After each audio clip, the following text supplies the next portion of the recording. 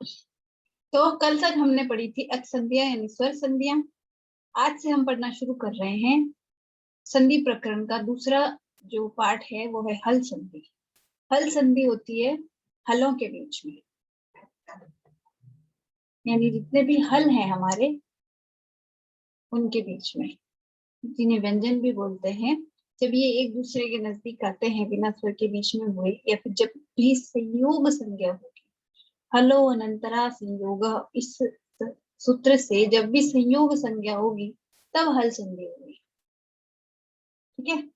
संयोग संज्ञा कब होगी? अगर कोई आधा वर्ण है उसके बाद में एक और आधा वर्ण है तो तभी होगी, अदरवाइज होगी नहीं। तो सबसे पहले हम लेते हैं सबसे फेमस जो हल संधि है श्चुत्व। कुछ चुत्व बाद वालों ने नाम दिए है, बाकी खास तो इसका सूत्र है स्तोष चुनश्चु। ये स्त कोश्चु में बराबर पर।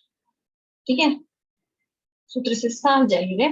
बाकी हम इसकी व्याख्या पढ़ते हैं कि सकार और त वर्ग, स और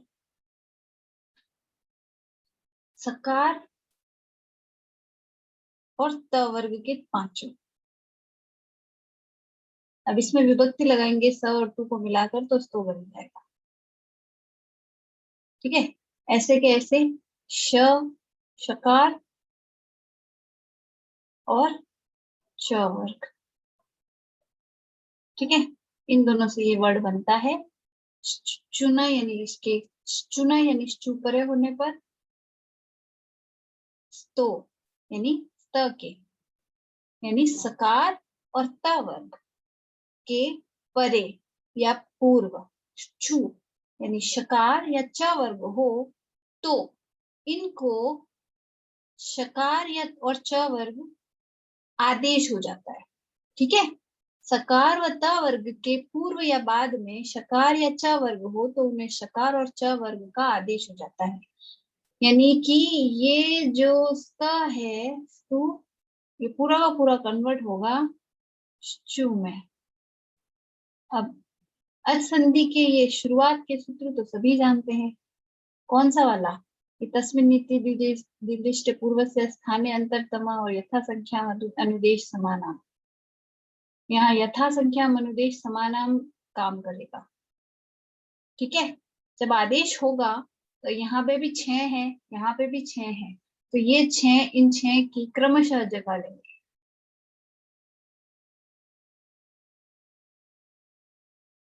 यानी इन 6 में से जो भी है उसका जो क्रम है उसी क्रम में यहाँ पे जो वर्ण होगा वो लेगा। अब इनका क्रम क्या है? इनका क्रम है स, त, थ, द, ध और न। और इनका क्रम हुआ श, च, छ, ज, छ और ठीक है, तो आदेश क्या होंगे? सकार को शकार होगा, त को च, थ को छ, द को ज, ध को झ और न को य। ये ध को झ होने का ना बहुत शानदार एग्जाम्पल हमने सूत्रों में पढ़ा है, ध्यान नहीं दिया होगा तुमने। तो अब इसका एग्जाम्पल लेते हैं। यहाँ क्या है? रामस। ठीक है, स्थानीय, स्थानीय इसके स्थान पर अगर कुछ भी है उसको स्थानीय बोलते हैं, और जो बाद में आए वो स्थान हो जाता है, और जिस जगह पे हो वो स्थान हो जाता है, तो ये स्थानीय हो गया एक तरीके से। तो जो ये स है इसी को इस च के उपस्थित होने की वजह से, क्योंकि इसके परे क्या है? च है सबसे पहला वर्ण, तो इस च के इसके पीछे उपस्थित होने की वजह से इस स को ये श आदेश होगा। इस सूत्र और यथा संख्या अनुदेश समानाम से इसको हो जाएगा रा म श। हलांत हटा देते हैं, सीधा चिन्होती लगेगा, तो ये बन जाएगा रामश चिन्होती। ठीक है, वैसे वैसे ये सत और चित, ये त है, इस त को च आदेश होगा तो स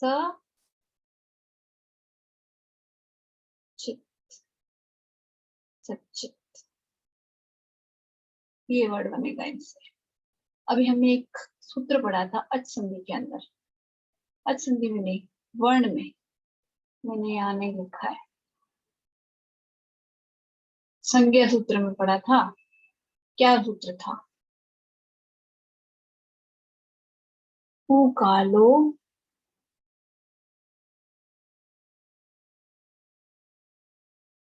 अज्रस्व, एक मिनट, यहाँ ज है,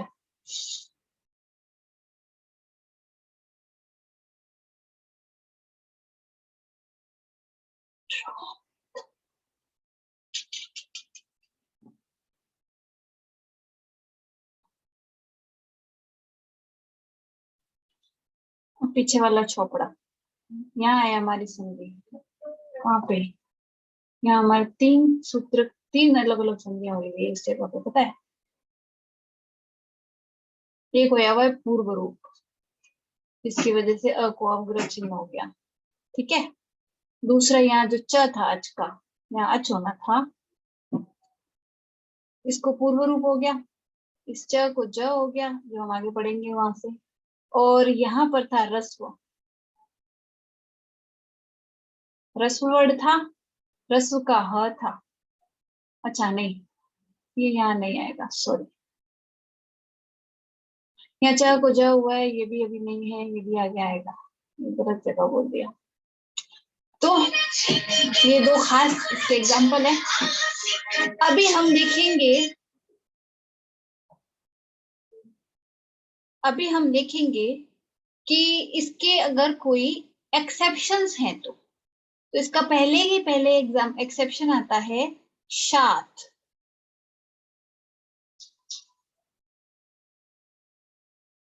ठीक है, ये सूत्र क्या कहता है कि शकार से परे त हो, यानी पहले श आया है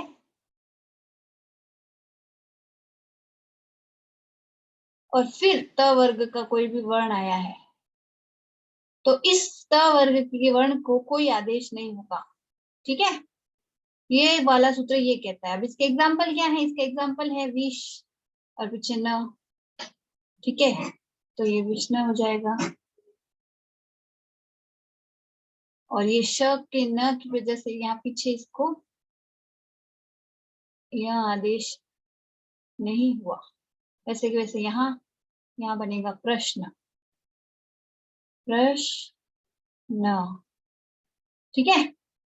ये शात क्या करता है, अगर पहले श हो, शकार है ना, उसके बाद में अगर त वर्ग हो तो ये उसको नहीं चेंज करता, यहाँ सिर्फ त वर्ग लिखा है, अगर शकार के बाद में सकार हो तो चेंज होगा, उसको नहीं रोक रहा ये सिर्फ इस त वर्ग को च वर्ग का आदेश होने से बचा रहा है शकार से, अगर श पहले है तो, है ना। समझ में आ गई ये दोनों चीजें? इस संधि का ये इतना ही पोर्शन है पहली वाली का। अगर इसमें कोई सब समझ में आ गया और कोई डाउट बाकी नहीं हो तो मैं आगे बढ़ूँ, तो जवाब दो जल्दी से, बोलो यार कोई तो यस मैम, चैट बॉक्स में कहीं तो कुछ बोलो। Yes ma'am, continue. ओके, सब फिर दूसरी आती है ष्टुत्व संधि, जिसको बोलते हैं ष्टुनाष्टु।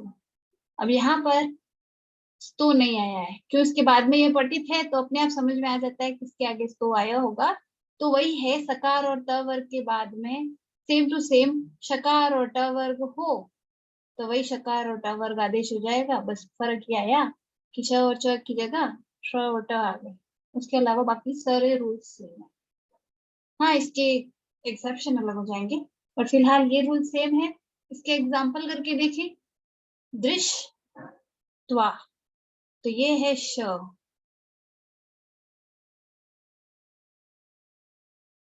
हाँ, मैं ही सोचू मैंने गलती क्या करी टाइपिंग के टाइम। यहाँ सारे ये शब्द थे मूर्धन्य, तो मैंने सबके सब तालव्य कर दिए। ठीक है, ये मिस्टेक क्लियर करने के बाद इस पीडीएफ दूंगी। हाँ, तो यहाँ क्या है? दृश्य, पीछे क्या है? वाह। शकार के पीछे त वर्ग आ रहा है, इसलिए इस शकार को एज इट इज, जैसे इसमें हो रहा था ना यथा संख्या मनुदेश समानाम, वैसे वैसे यहाँ पे भी यथा संख्या मनुदेश समानाम होगा। स को तो होगा शकार मूर्धन्य शकार, त को ट, थ को ठ, द को ड, ढ को ढ, और न को न होगा। ठीक है, तो यहाँ दृश्य है, उसके पीछे त आया है, इस त को आदेश हो जाएगा ट। ठीक है, तो ये वर्ड बन जाएगा दृष्टवा। दृष्टवा वर्ड ऐसे बनता है, ऐसे कैसे ये हो जाएगा पिष्टवा।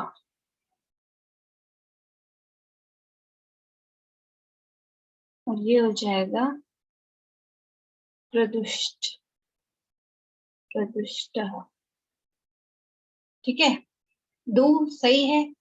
शकार या मूर्धन्य था, पीछे त आया, त को ट आदेश हो गया, पीछे वाला अह उसमें जुड़ गया, तो हो गया टह, प्रदुष्ट।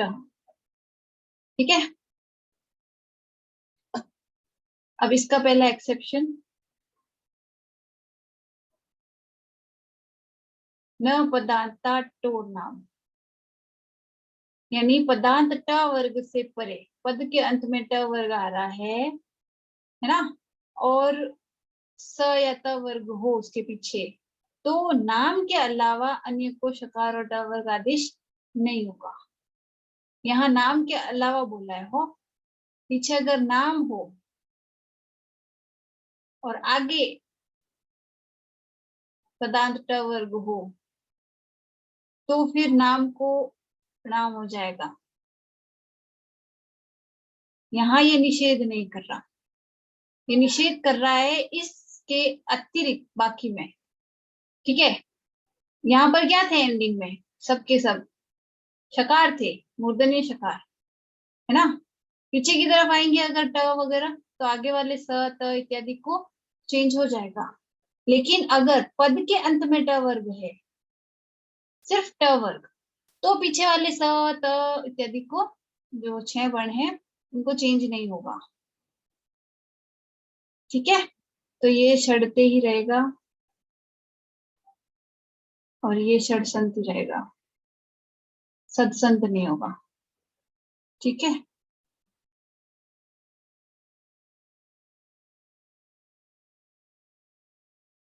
ठीक है, वरना ये षडसंत हो जाता और उसके अलावा बहुत ही चीजें जीव हो जाती है इसकी वजह से, और ये वर्ड बिल्कुल कुछ और ही हो जाता, इसलिए ऐसा नहीं होता।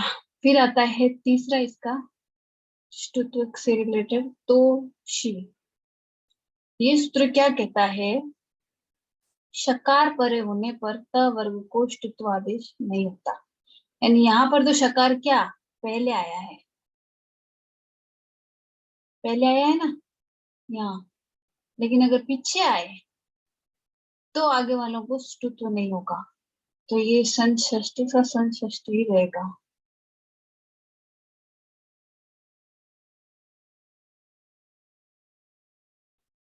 इसमें न को न नहीं होगा। ठीक है, तो ये दो सूत्र न पदांता टोर नाम और तोशी, इस टू की निषेध आज्ञा करते हैं। ठीक है, तो इस तरह से ये ष्टुत्व संधि जो श और ट में बदलती है स और त वर्ग को, वो पूरी हो गई। ये भी सबको समझ में आया कि दोबारा कुछ बताना नहीं है ना? आगे बढ़ लो। अगली है, अगला सूत्र है, अब यहाँ क्या नाम नहीं दिए मैंने, तो नाम से हो जाता है कंफ्यूजन। सिंपल सिंपल सूत्र देख लो, क्योंकि इनके अंदर क्या निषेध था, इससे जरूरी थे, या कोई निषेध नहीं है। झलाम जशो अंते, पद के अंत में आने वाले झल है। अभी झल क्या है, तो यहाँ देखें, ये रहा झ, ठीक है, और ये रहा ल। इनके बीच में कौन से वर्ण आ रहे हैं? पंचम वर्ण छोड़ दिए, ह य और य र ल व छोड़ दिए, उसके अलावा सारे आ रहे हैं, ठीक है। तो वर्गों के प्रथम, द्वितीय, तृतीय, चतुर्थ, ये 4 प्लस श, श, स और ह, तो ये बन गए चारों पंजे 20 और 4 24 वर्ण ऐसे हैं जो इस झल प्रत्याहार में आते हैं, ठीक है। और ये झल प्रत्याहार क्या कह रहा है, ये बोल रहा है झल अगर हो पद के अंत में तो उसको जश आदेश हो जाता है, ठीक है।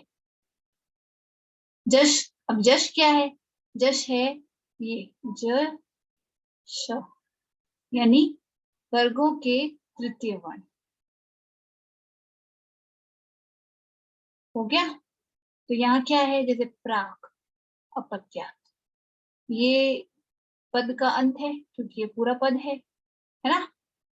पदों की संख्या क्या होती है, सुप्तिगंतम पदम, उस अकॉर्डिंग ये प्राक शब्द का ये है, तेला, तेल शब्द का, और ये धारी, धारीय शब्द का, धारीय शब्द की है विभक्ति, ये उसकी, ये इन सब में सुप्रत्यय लगे हुए हैं, इसलिए ये पद है तीनों की तीनों। इन पदों के अंत में झल है, झल है, इसमें क त तीनों झलों में आते हैं, और पीछे दूसरा वर्ण कुछ भी आओ चाहे, झल है पद के अंत में, और इनको जश आदेश होना है। अभी जश आदेश कैसे होगा, इनको जश आदेश होगा, क है और उसके पीछे अ है या कुछ भी हो, तो इसको जश कैसे होगा।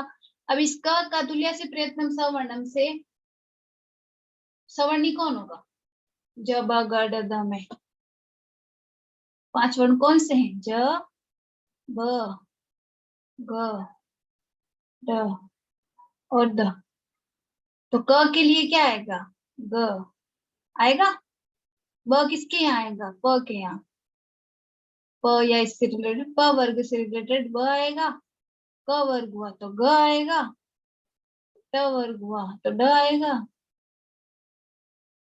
त वर्ग हुआ तो द आएगा, और च वर्ग हुआ तो ज आएगा। यहाँ क्या है, क वर्ग, तो इसको क्या हो जाएगा, ग, और ये बन जाएगा प्रागपत्या,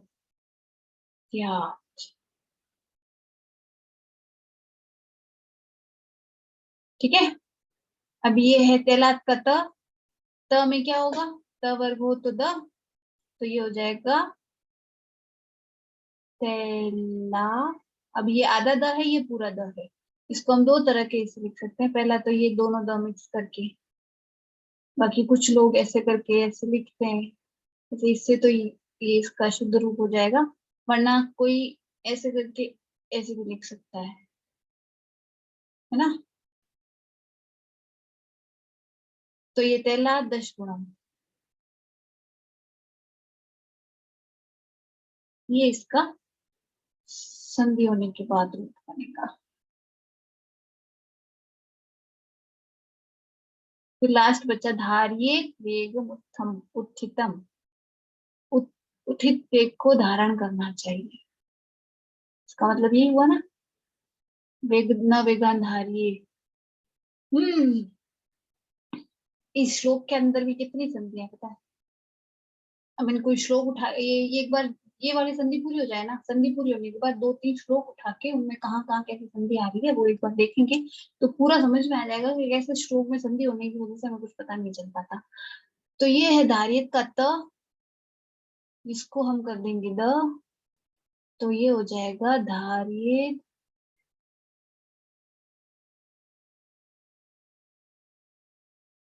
वेग समुत्थितम। सबको ये दो वर्ड मिक्स करके लिखते हैं वो तो पता है ना।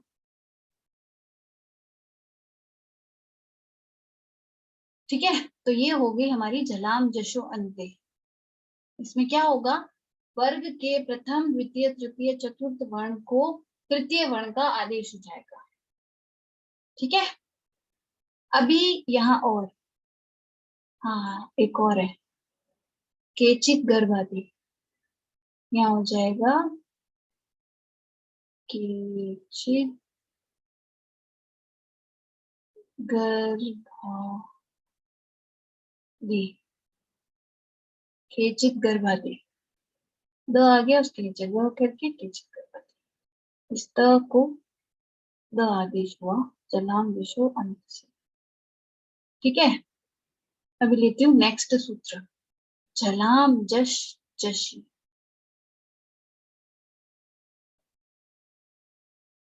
ये जलाम जश जशी क्या है, तो देखें, झलाम जश जशी यानी कि जश प्रत्याहार परे हो।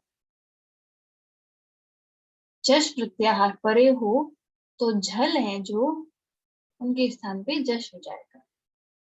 ठीक है, तो जल क्या है सबको पता है, वर्गों के प्रथम द्वितीय तृतीय चतुर्थ वर्ण और श स ह, है ना। अभी देखे थे पिछले सूत्र के लिए।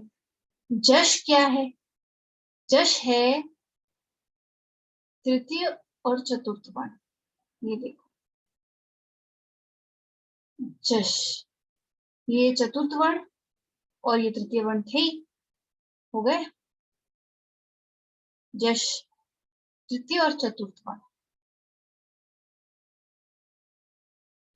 तो अगर प्रथम तृतीय तृतीय चतुर्थ वर्ण किसी के अंत में आ रहे हैं और उनके पीछे तृतीय और चतुर्थ वर्ण हो तो तृतीय वर्ण हो जाएगा।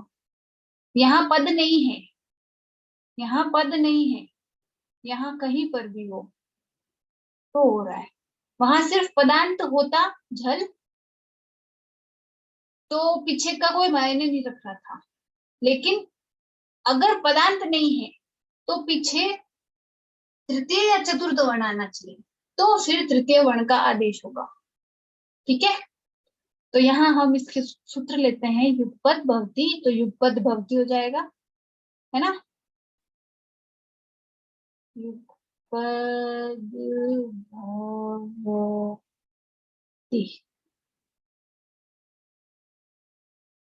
और ये क्या होगा, कोई बोल सकता है, चलो बताओ इन दोनों का क्या बनेगा।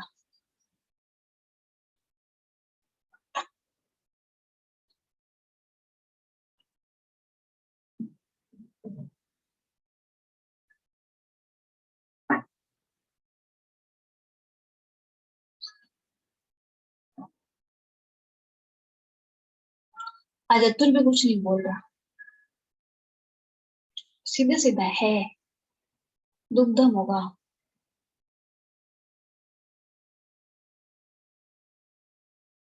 और ये दुग्धा होगा।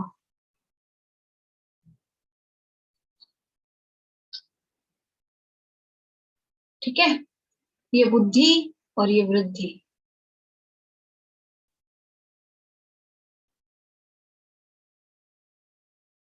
बुद्धि, या इसको हम लिख सकते हैं बुद्धि। एक चीज तो मैंने अच्छी तरह से बताई है ना, कि अगर दो वर्ण है तो जो ऊपर वाला है वो हमेशा आधा है और जो नीचे वाला है वो हमेशा पूरा है। ठीक है, जो भी पूरा वर्ण हो वो नीचे आता है। संयुक्त अक्षर इसी तरह लिखे जाते हैं, इनको संयुक्त अक्षर बोलते हैं। कुछ एक संयुक्त संयुक्त अक्षर ऐसे भी हैं जो परमानेंट है, लाइक श, श,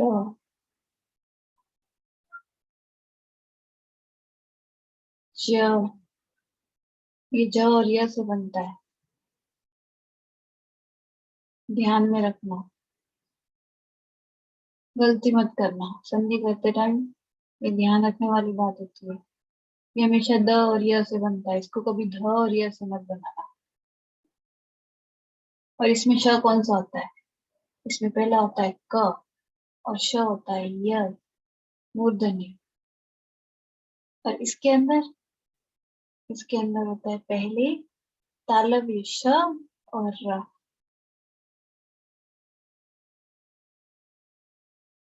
युक्ताक्षर इस तरह से बनता है। इन चीजों को ध्यान में रखना, कभी गलती करके इनको मिक्स मत कर देना। कभी अगर ग और य मिला और ये लिख दिया तो गलती हो जाएगी। ये ज और य का मिश्रण होता है, इसको ज पढ़ते हैं। पर लोक व्यवहार में ये होने की वजह से ज्ञान बोलना शुरू कर दिया, बाकी एक्चुअल में वर्ड होता है ज्ञान। तो जलाम जशी और जलाम जशो अंते, ये दोनों समझ में आ गई सूत्र। आगे बढ़ू। नेक्स्ट है यरो नुनासिके नुनासिको वाह। ये अनुनासिक से रिलेटेड है। ये क्या बोल रहा है कि अनुनासिक से परे होने पर पदांत यर को विकल्प से अनुनासिक हो जाता है।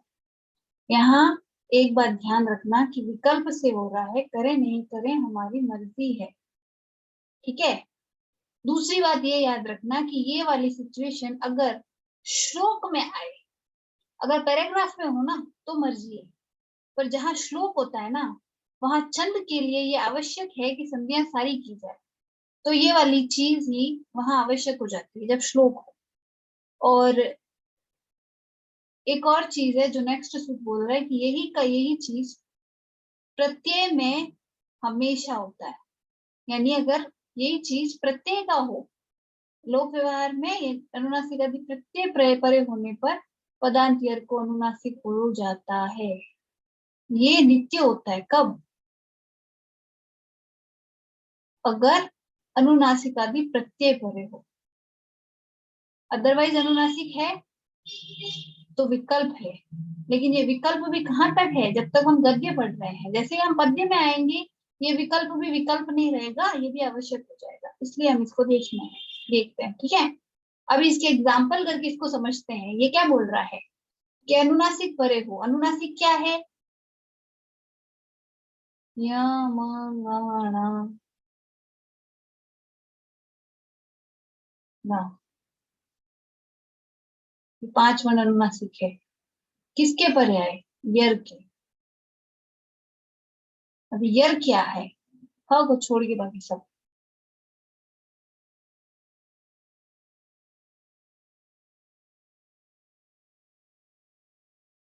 ह को छोड़ के बाकी सारे के सारे वर्ण हैं वो यर प्रत्याहार में आते हैं, ठीक है।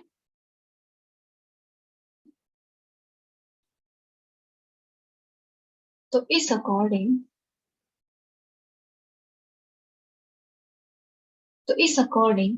अगर यर है, कोई भी वर्ण है ह को छोड़ के, उसके पीछे अनुस्वार अनुनासिक वर्ण आ गया है, अनुनासिक वर्ण, तो ये जो यर है ये भी अनुनासिक हो जाएगा। कैसे होगा? चलो आके देखते हैं। सबसे पहले स्वेदनाथ मुखबोधनाथ, ठीक है। यहाँ पीछे अनुनासिक है और आगे यर है, तो इस त को अनुनासिक होगा। अब इस त को कौन सा अनुनासिक होगा? सीधी सीधी बात है, तुल्यस्य वर्णम सवर्णम तुल्यस्य प्रयत्नम सवर्णम से त के उचित जो अनुनासिक वर्ण है वो है न, नहीं होगा। कुल मिला के ये एक तरीके से क्या कर रहा है, ये वर्ग के प्रथम द्वितीय तृतीय चतुर्थ वर्ण को सीधा का सीधा किस में कन्वर्ट कर रहा है? पंचम वर्ण में। वो तृतीय वर्ण में कन्वर्ट कर रहे थे, ये पंचम वर्ण में कन्वर्ट कर रहा है। हम पहले जब ये यर और ये नहीं पढ़ते थे ना, तो संस्कृत में संधि ऐसे पढ़ते थे कि वर्गों के ते को ये तृतीय या पंचम वर्ण आदेश बन जाता है। आदेश हो जाता है नहीं, वो उसमें बन जाता है इसमें से। ये या बड़े होने के बाद यहाँ ये आदेश होना और यह प्रत्याहार अनुनासिक ये सब सीखते हैं। एक्चुअल में वर्डिंग यही सही है, पर उस टाइम हम इतने वो नहीं होते कि ये सब सीख सके। तो स्वेदनाथ का जो त है उसको क्या हो जाएगा? न आदेश। तो ये वर्ड बन जाएगा स्वेदना मुख भोजन।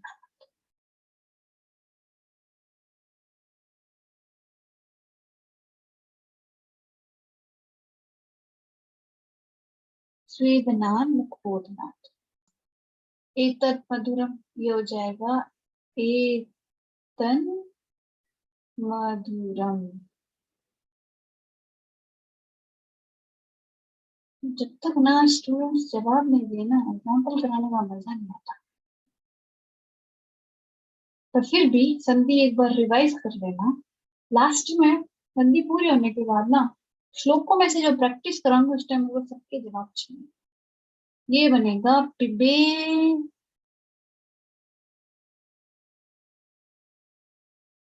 पिबे न रहा।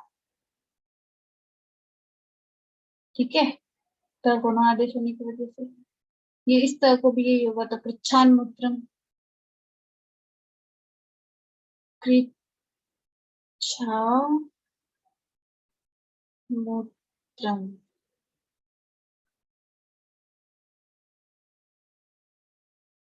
और ये हुआ, ये क्या बनेगा प्राण मुखम। ग्राम, इसको एक तो ऐसे लिख सकते हैं, दूसरा तरीका क्या है पता है? पता ही है, संयुक्त अक्षर त्रा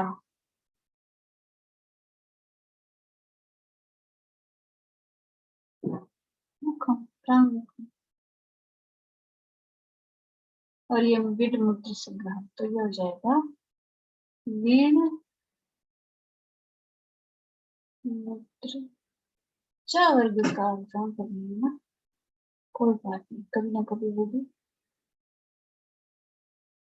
कहीं से देख के कर लिया जाएगा। वीण मूत्र संग्रह, तो ये हो गए इसके एग्जाम्पल। ये थी यरोनुनासिके नासिको वा। और उसका अगला प्रत्यय भाषा भाषायाम नित्यम। अभी प्रत्यय में जैसे ये मात्रम मयम है ना, तो ये हो जाएगा तन मात्रम।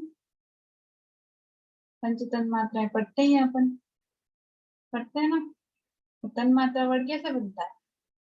इन दो सूत्रों से। और चिन्ह में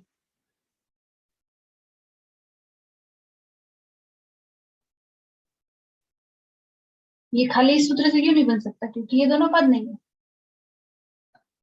खाली इस सूत्र से क्यों नहीं बन रहा? क्योंकि ये विधि आदेश नहीं करता है। ये खाली बता रहा है कि यहाँ पे इस सिचुएशन में ऐसा होता है।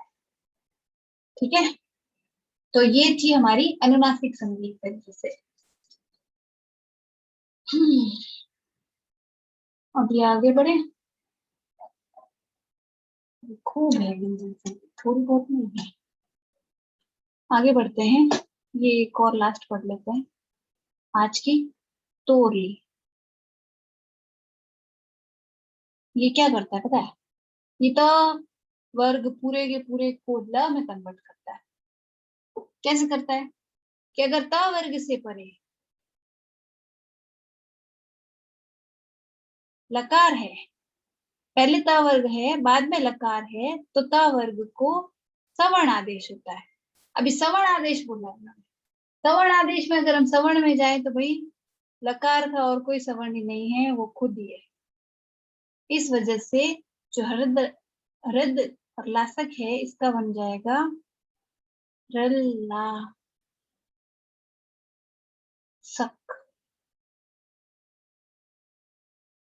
ठीक है, उद्लेखनम, ये बन जाएगा उल्लेखनम।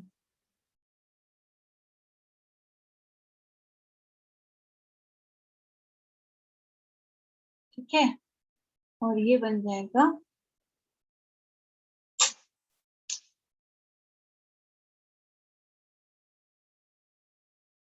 यल्लंघते। यल्लंघते,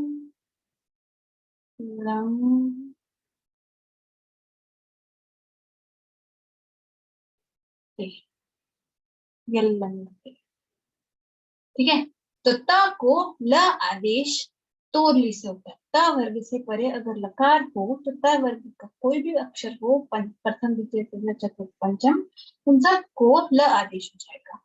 अब आज अपन ने जितने भी संधियां पढ़ी उनमें से मैक्सिमम टू मैक्सिमम किस पे काम कर रही थी? सकार और त वर्ग के ऊपर।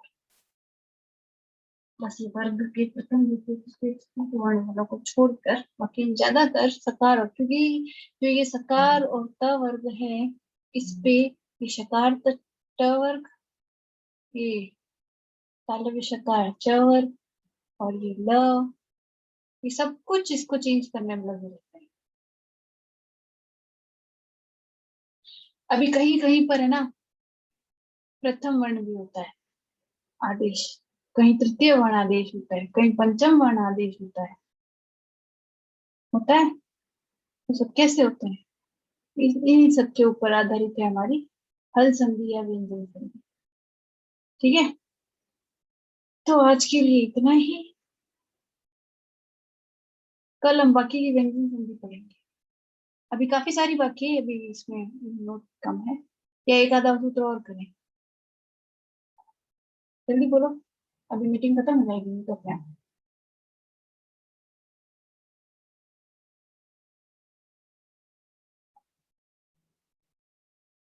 और करें कुछ, या आज के लिए इतना काफी है? क्योंकि ये थोड़ा क्या है ना, डाइजेस्ट कम होती है, इस वजह से मैं सोच रही हूँ इतना ही कराऊं, ताकि एक बार है ना रिवाइज कर सको। व्यंजन संधि समझना थोड़ा मुश्किल काम रहता है स्वर के मुकाबले, और ये कंफ्यूज भी बहुत ज्यादा करती है।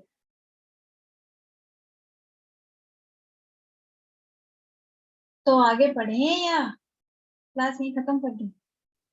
अभी 20 मिनट क्लास और चला सकता है, इतना मैटर लिखा हुआ है। फिर वही है, इतना डाइजेस्ट होना मुश्किल है।